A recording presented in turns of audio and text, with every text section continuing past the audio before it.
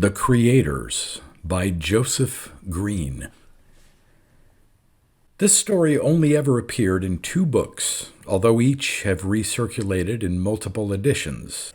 First, in the number 2 issue of editor John Carnell's New Writings in SF anthologies in 1964, a series which showcases British authors who were new at the time, and then in The Best from New Writings in SF in 1974. Read by Darrell T. Smith II for my channel, Quasar Spectra. The Creators. "Contact," said Nickno.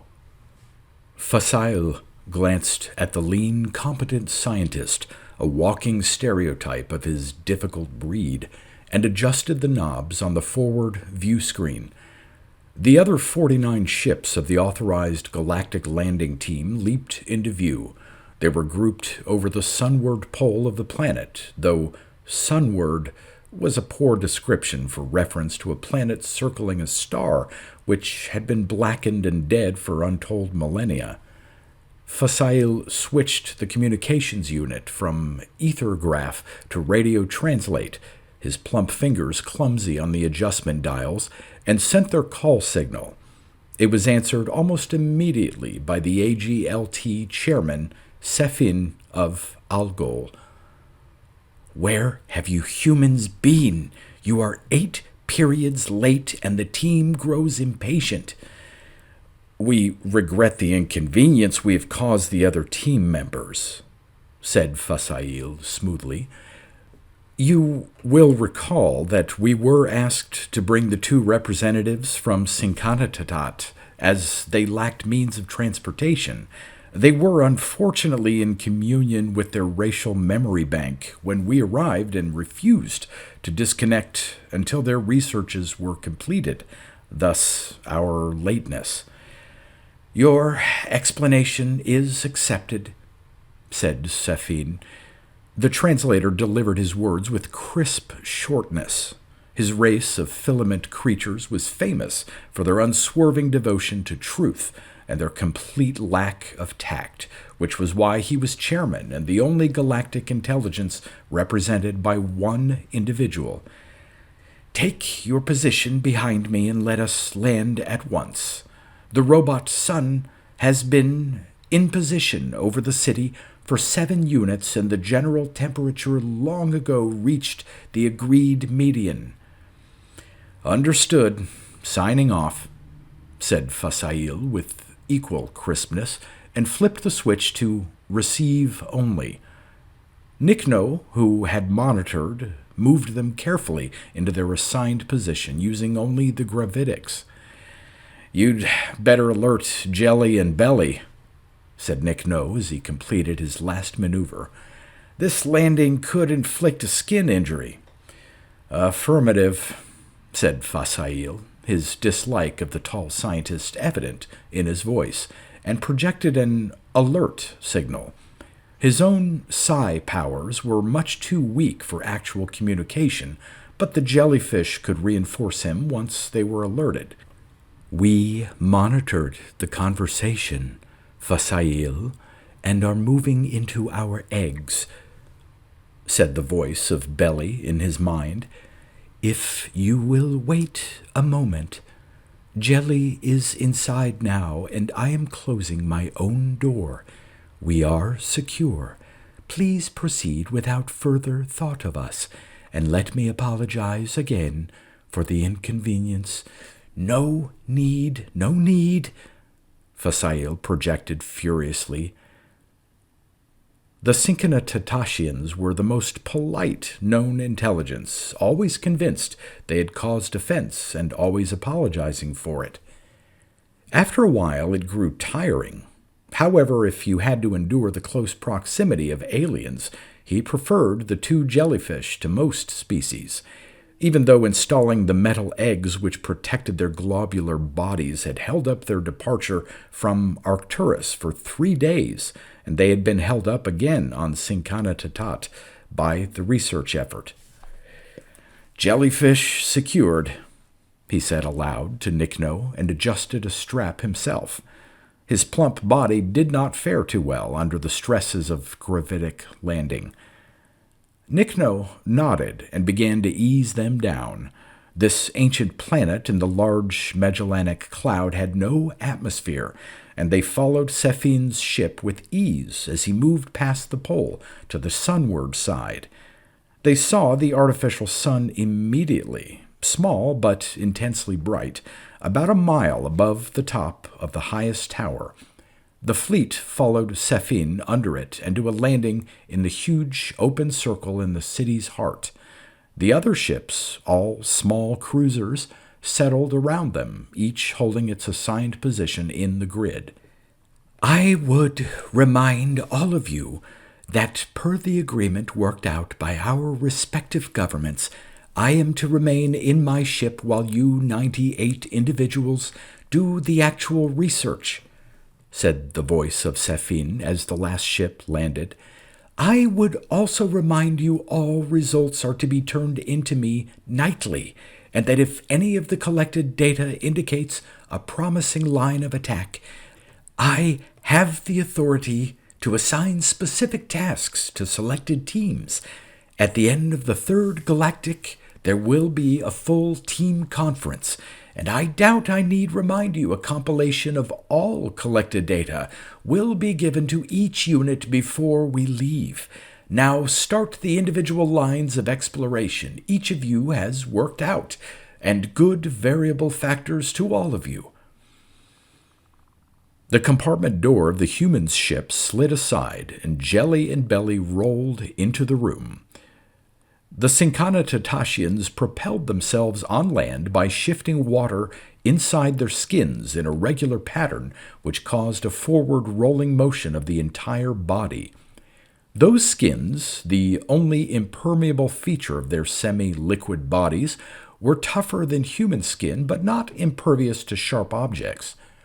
The intelligent jellyfish had the ability to thin or thicken the skin as required, an excellent feature when unusual conditions made it necessary for them to leave their all-water world.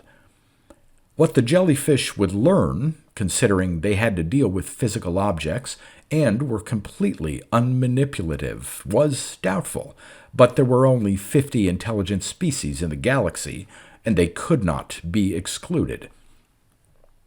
Probably a lot of the other 48 intelligences could just as well have stayed at home, Nickno found himself thinking as he and Fasail donned their exterior suits. Not more than 10 of them had discovered the galactic drive without human help, though admittedly all except the jellyfish had perfected space travel techniques. Many of them were riding the coattails of the advanced species, acquiring technical information in exchange for goods and services.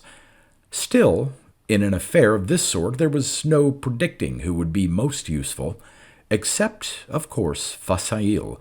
It was reasonably certain there was no place for an artist on this expedition. Why they had chosen to send one instead of a second scientist was beyond him, and when he was dressed, he tested his radio by saying something of this aloud. Fasail, in communication but not yet suited up, sighed wearily, but answered, "They sent me to solve the problem if you can't, esteemed colleague. Please remember these people, whoever they were, used their great technical knowledge for artistic purposes, not to build more gadgets. It may mean a great deal more to me than you." "That would be the joke of the millennium," said Nickno shortly as he opened the inner door to the airlock. The 4 intelligences filed out of the ship, the humans staring at the massed towers of the ageless city, the jellyfish absorbing the scene by whatever means their psi senses provided. The robot sun 2 miles overhead gave an excellent light directly below, but created deep black shadows where the numerous multiformed towers cut the light rays. The other 48 ships were disgorging their passengers also, and they were a motley assemblage. The largest intelligences present were the Cyclops, one-eyed giant humanoids 40 feet high. The smallest, the 1,000 individuals who clung together in symbiotic partnership to form a single unit resembling a tentacled melon. Near the human ship on the right were the Rigelians, a vigorous young race of anthropods who had only recently acquired the galactic drive and joined the community of intelligences. They had paid no one for the knowledge, and unpleasant stories were circulating about their methods of acquisition. The remaining species varied from sentient, mobile plants to creatures almost human in appearance, but with a silicon life chain. This was only the second time in galactic history all recognized intelligences had joined in a group venture, and even here distrust was so strong most teams wanted to work alone. "We will leave you now," said a voice in both human minds. "Belly and I, lacking tools, will seek the nearest building containing the formations and attempt to arrive at an understanding by absorbing impressions of art. Good variables to you, dear friends."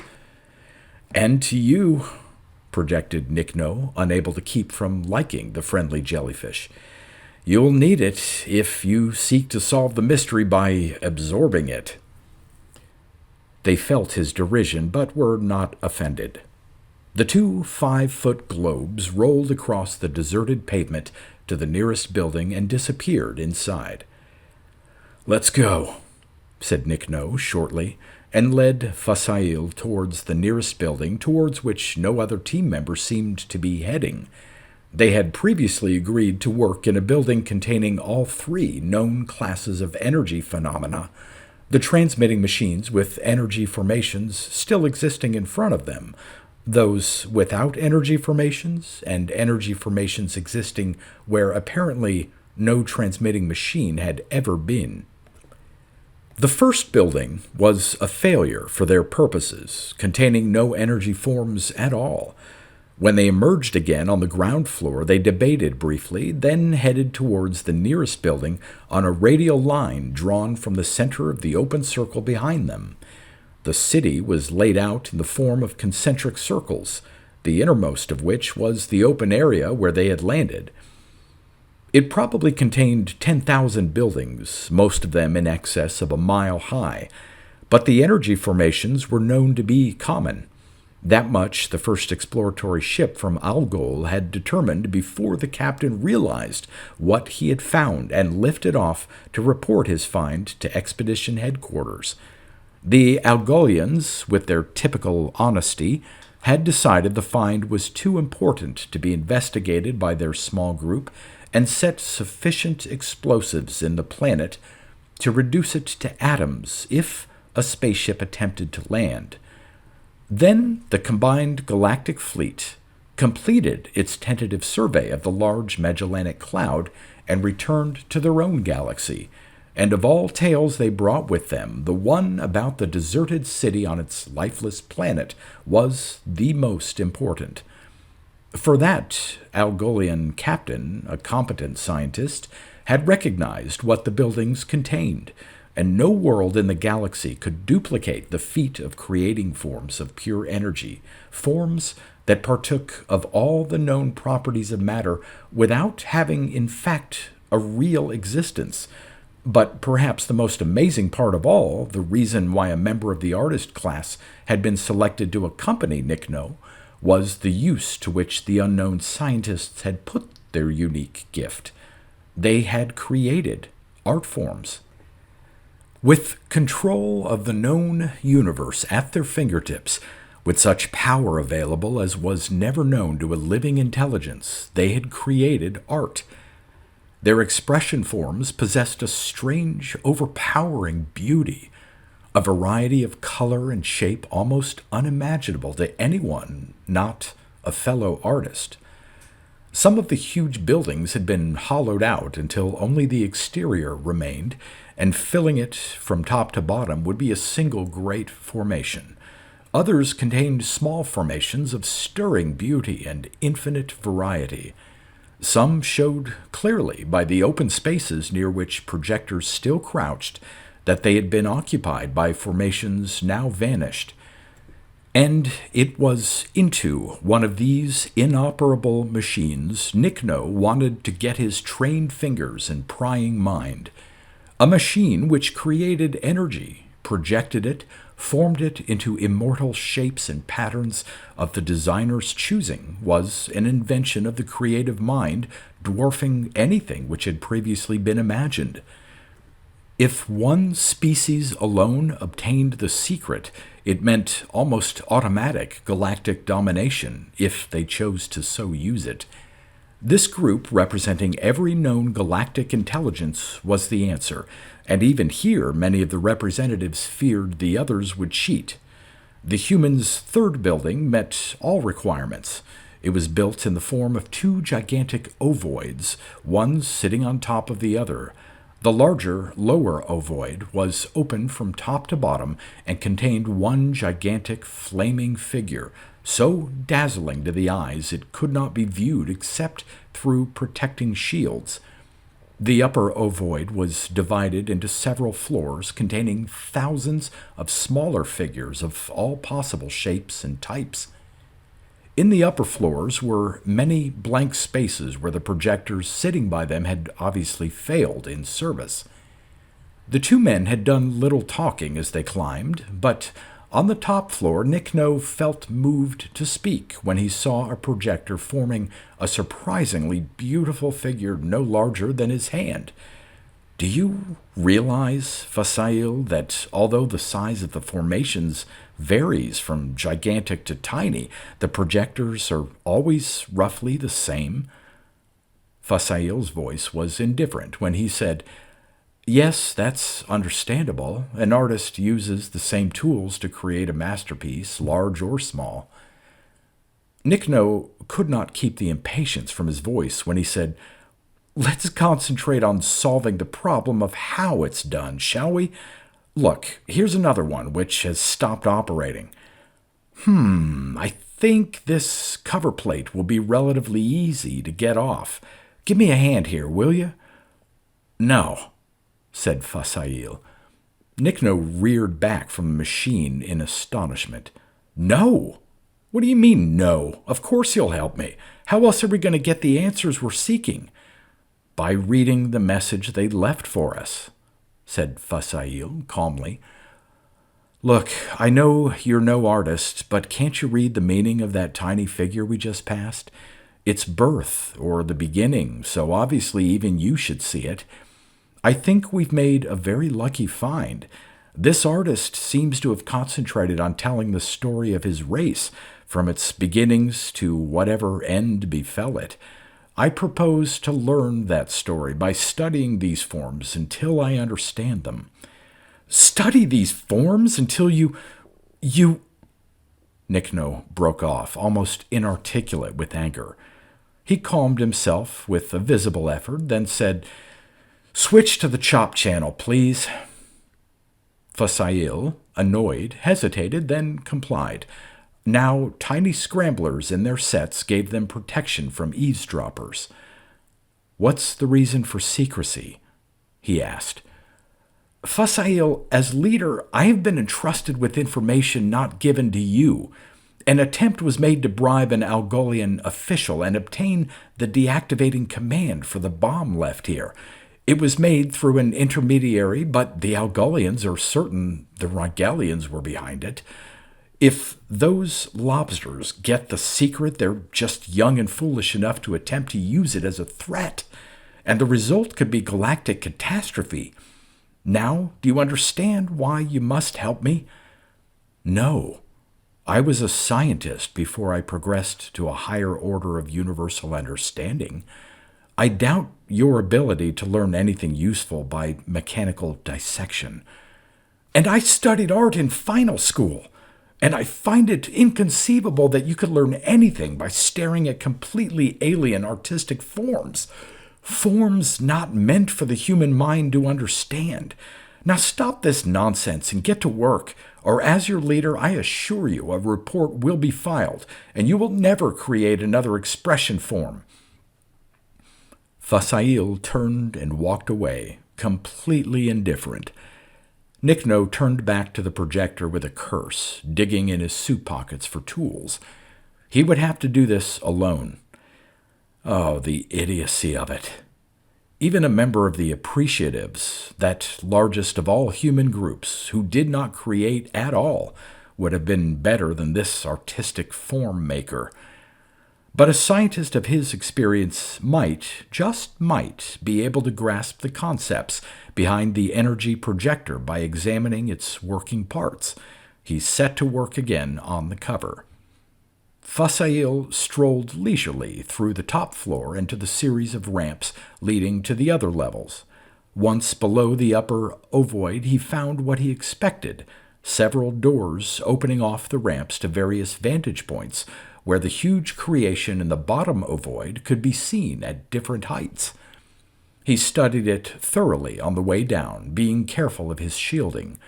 It was circular in shape, so bright its details blurred and flowed together when examined by an eye of no greater capacity than the human, and resembled nothing so much as a heatless miniature of a star.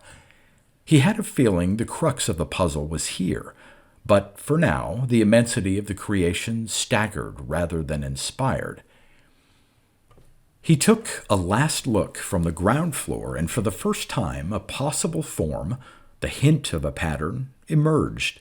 It seemed a good possibility that the tiny but beautiful creation on the top floor and this burning monster were the two ends of a single complex form. Fasail felt a small pulse of excitement at the thought.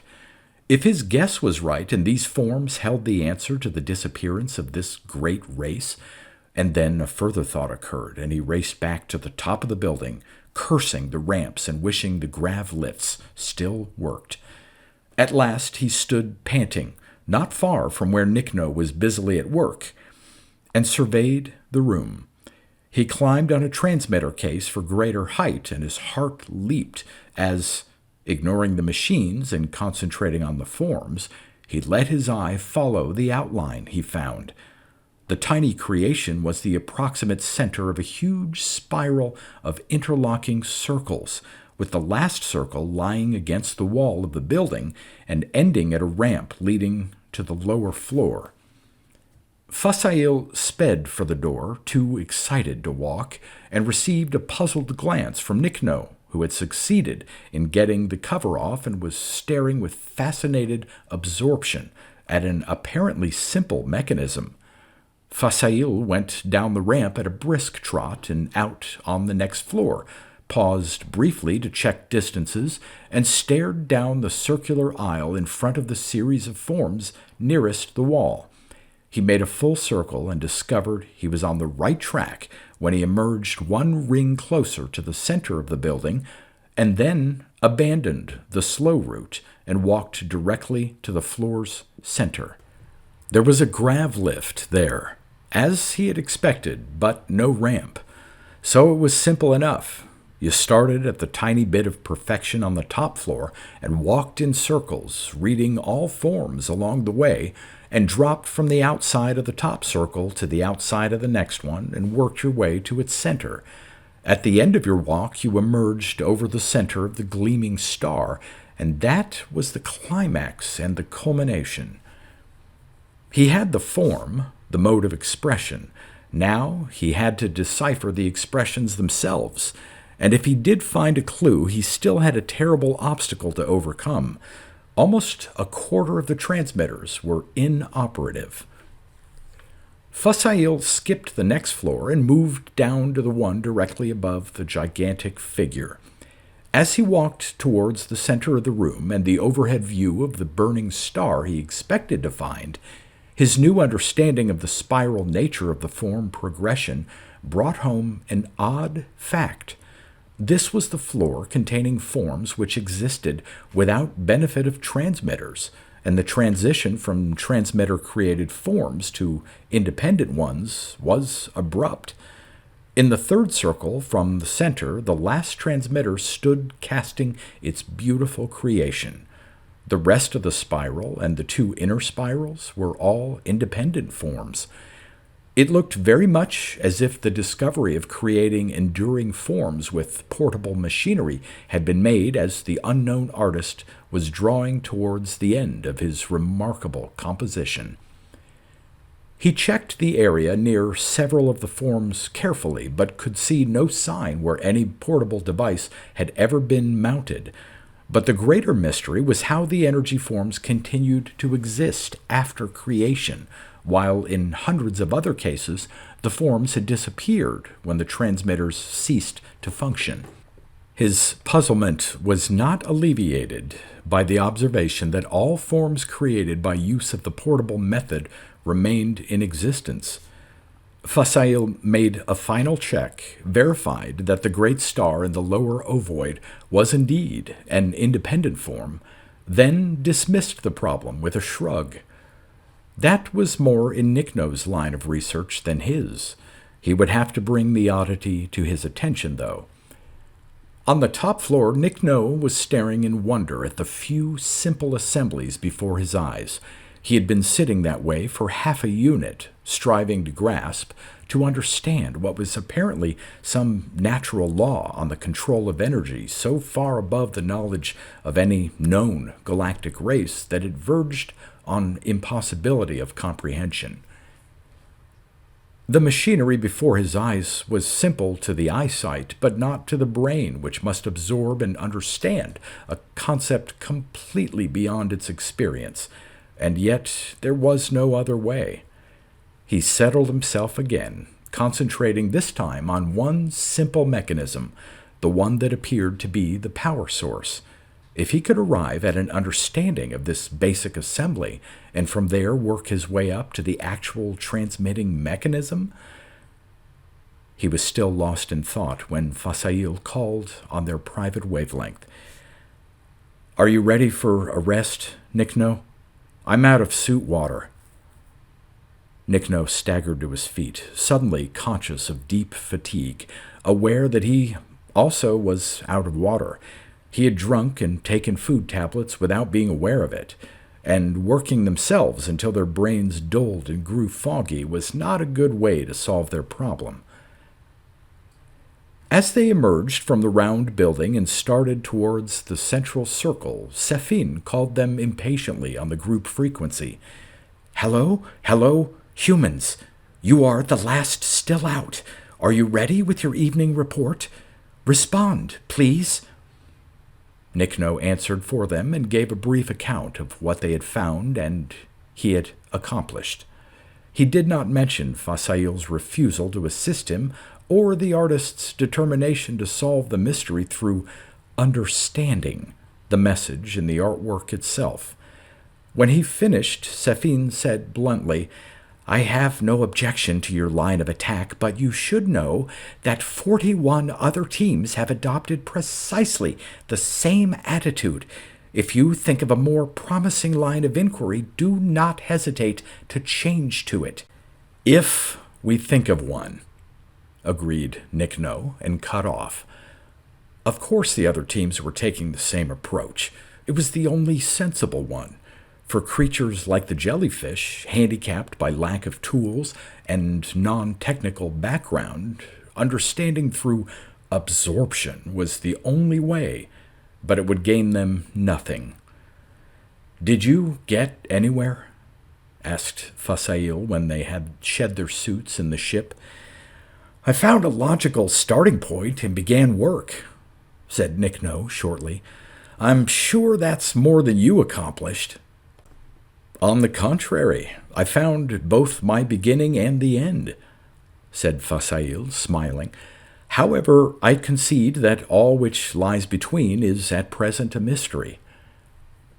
Nickno repressed a sharp rejoinder to the effect it would remain so forever if left to an artist, and ate his meal. He retired for the night immediately afterwards. Fasail soon joined him, but despite his tiredness, it was some time before the plump artist went to sleep.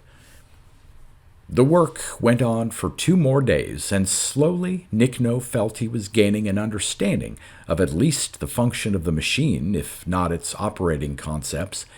He now had it separated into its various operable stages, and some of those stages into their component parts, and he had proven one supposition to his own satisfaction. The machine tapped the planet's weak but still existing magnetic field for power. It was a start. He had to concede that Fasail, too, was working, though his accomplishments were non-existent. The plump artist spent long hours staring at the energy forms, walking around them, examining, prying, poking, but he made no reports of progress. The question of the energy forms on the second floor, which existed independently of machines, was a puzzle in theoretics which Nickno had no intention of solving. They were here for the very practical purpose of increasing their galaxy's knowledge of the control of energy. Theory could wait. When they returned to their ship at the end of the 3rd day, they found Jelly and Belly there, the first time the self-contained creatures had returned since leaving. Fasail smiled when he saw them and projected, "Have you solved the puzzle, friends? If not, perhaps I can assist you." "It is not necessary," transmitted Jelly to both of them. There was gentle laughter in the psychic voice. "I only regret that the answer should prove so useless to Nickno and our other friends here." Nickno, who had not received Fasail's transmission, stared at them sourly. "We found a round building, many lengths of this ship in diameter," Jelly transmitted to both of them. "Floating in its exact center was a tiny energy form, a miniature star, and on the walls of the building other energy forms had been worked into what you call a fresco.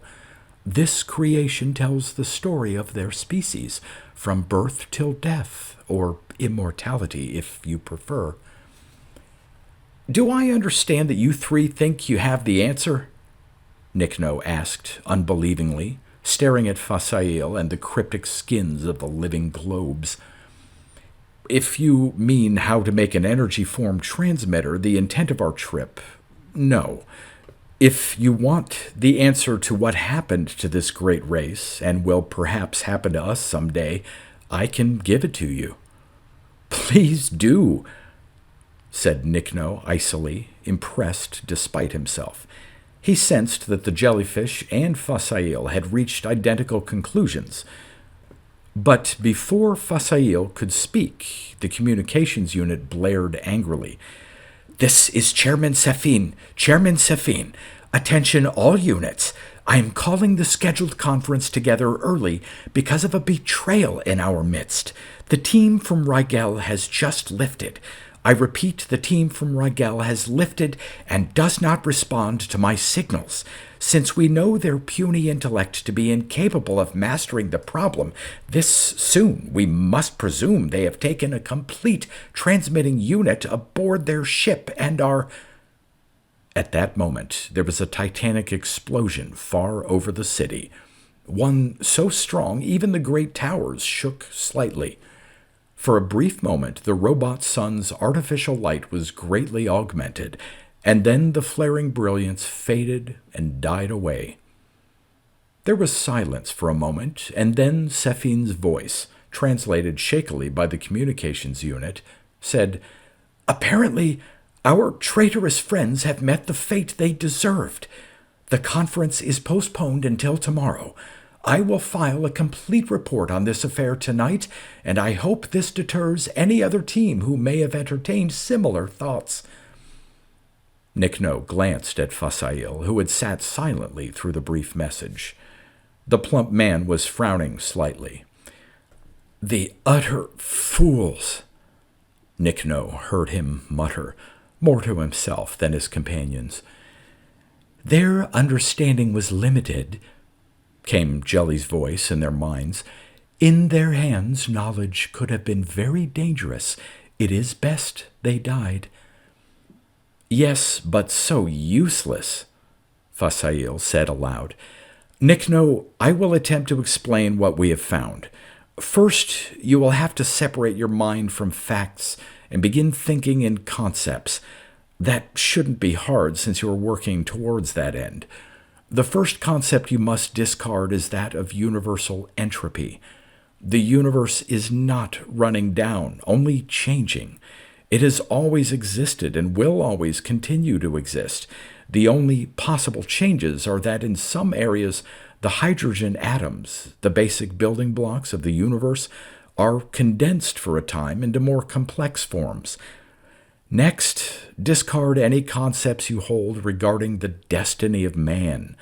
The destiny of all intelligent creatures is the same, and that is the one reached by these people. They started the universal cycle over again. Third, stop thinking of life as an outlaw in the system. It's an established part and has its own role to play. Fourth, you are talking absolute and complete nonsense, said Nickno coldly. Fasail sighed. Perhaps I am. Let me put it in a different way, then. The small figure on the top floor of our building represents the first spark of life on this planet. The succeeding forms tell of the growth of that life, of its gradual evolvement over several billion of our years into what we consider intelligence. After intelligence appeared, the world population increased greatly but never strained the resources of the people. Due to some peculiar properties of this planet, they never emigrated, existing only on this one sphere. They reached a population. He glanced at their top view screen, where their own distant galaxy glowed brightly. Of approximately 100 billion, they reached the point attained by ourselves only a few thousand years ago, a complete absence of need. Like us, they diverted their energies into art and into the increase of knowledge for its own sake. They combined science and art to form what is perhaps the ultimate in artistic expression, the energy expression forms. And always they dug deeper into the greatest mystery of all, the meaning of life. And they found it, or rather they found that life is a natural part of a cycling universe.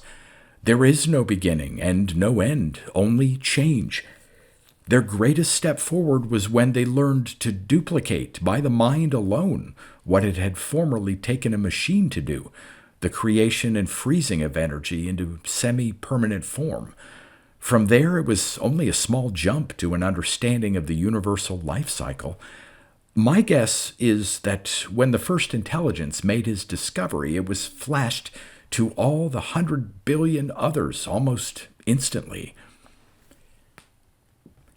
He paused, staring again at the view screen and their own wheeling spiral of stars. Several of them stayed when the great emigration started, even at the risk of having to travel further than the rest in order to find sufficient free hydrogen for growth. They wanted to finish their current works, most of which dealt with their new understanding of the universal life force. I'm not sure we should be grateful.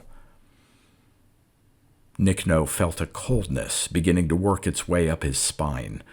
Jelly and Belly were listening silently with their psi senses and not disagreeing. I see you're beginning to grasp the principle, said Fasail. His voice was gentle and without mockery. Yes, the ability to control energy with the mind alone was only a short step away from the mind, an entity conscious of itself, to becoming primarily energy. And once a mind became free energy, it exercised its sovereign right to accumulate more energy and start the growth process again. Only there isn't room for growth in an existing galaxy. The 100 billion inhabitants left, separated into 100 billion paths, though all of them headed in the same general direction. The nearest open area. He glanced again at the view screen. Don't you understand yet, Nickno? The large Magellanic Cloud is the child of the small. Our galaxy is the child of the large. It is fair to say that on this planet, every living individual gave birth to a son.